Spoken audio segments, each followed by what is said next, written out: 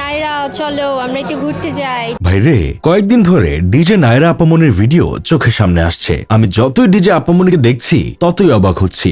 মুগ্ধ হয়ে অপলক দৃষ্টিতে শুধু উনার দিকেই তাকিয়ে থাকি। এখন কোন দিকে তাকিয়ে থাকি সেটা আপনাদের জানার বিষয় না। আপনাদের জানার বিষয় হলো আপামনি ডিজে হলেও উনি খুবই ধার্মিক মানুষ। ধর্মের কথা চিন্তা করে উনি শরীরে কোনো ট্যাটু করেননি। আপনারা এই ভিডিওর দিকে একটু খেয়াল করেন। এই ভিডিওতে ডিজে আপামনি সাংবাদিকদের বলছেন, আমরা যেহেতু মুসলিম, দিন শেষে আমাদের ঘরে ফিরতে হবে, নামাজ পড়তে হবে, কবরে যেতে হবে। যারা ট্যাটু করে তাদের ট্যাটু রিমুভ করে কবরে দাফন করতে হয়। ট্যাটু সহ দাফন করা যায় না। তাই ধর্মের কথা চিন্তা করে আমি শরীরে ট্যাটু করিনি। একটা মেয়ে কতটা ভালো আর ভদ্র হলে এমন কথা বলতে পারে? ডিজে আপামনির এমন কথা শুনে আমার তো মাঝে মধ্যে মনে হয় আপামনি জিন্দাউলি চাল চালাইয়া বেহেশতে চলে যাবেন। এখন কথা হলো, ধর্মীয় কথা যেহেতু বলছেন সেহেতু ধর্মীয় পোশাকটাও পরতেন না, মানে তাহলে মানুষ আপনার মুখের দিকে তাকিয়ে আপনার মূল্যবান কথাগুলো শুনতো। এখন তো আপনার মুখের দিকে তাকানোর আগে দৃষ্টি অন্যদিকে চলে যায়। তা আপনারা এখন বুঝতে পেরেছেন আমি কেন ডিজে আপামনির কথাগুলো অপলক দৃষ্টিতে তাকিয়ে থেকে শুনি।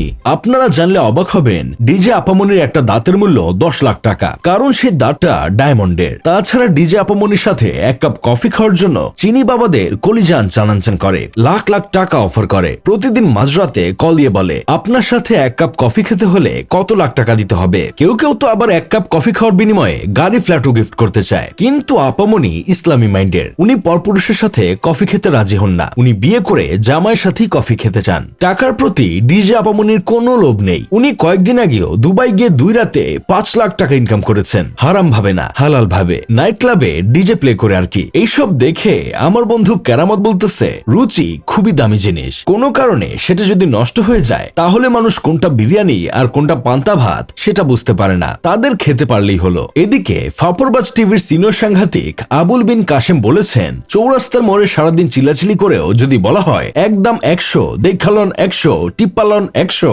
তারপরও মানুষ নিবে না যদি কাপড় ভালো মানের না হয়। গুলিস্তানের জিনিস যদি গুলশানের ভাব নেয় তাহলে তো সমস্যা।